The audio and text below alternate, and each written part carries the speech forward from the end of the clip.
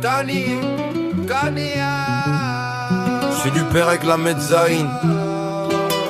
Merci Hachem, merci. Et par cela, on comprendra ce sur quoi nos sages, les mémoires bénies, ont énormément insisté concernant la valeur de la tzedaka,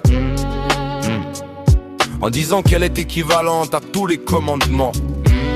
Et dans tout le Talmud Yerushalmi, elle est appelée du nom de mitzvah stam, car telle était l'habitude du langage de nommer la tzedaka du nom de mitzvah stam.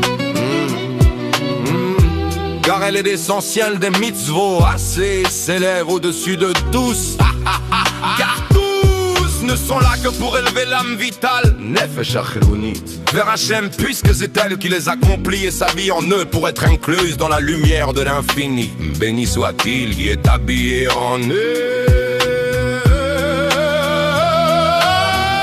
Et il n'y a aucun commandement dans lequel l'âme vitale ne s'habille autant que dans le commandement de la tzedaka. Car dans tous les commandements ne s'y habille qu'une force de l'âme vitale, uniquement au moment de l'acte de la mitzvah.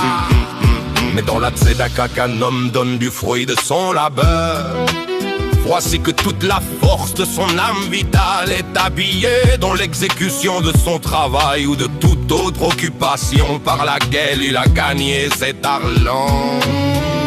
Et lorsqu'il le donne à la tzedaka, voici que toute son âme vitale s'élève vers Hachem. Et même celui qui ne vit de son propre travail, malgré tout, puisqu'avec cet argent il aurait pu acheter la vie de son âme vitale, puisqu'il donne ainsi la vie de son âme à Hachem. C'est pourquoi nos sages de mémoire bénie ont dit qu'elle rapproche la Géoula.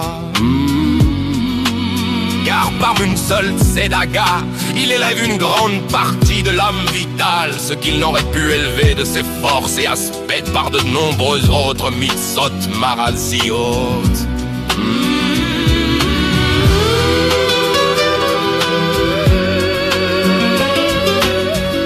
Merci Hachem.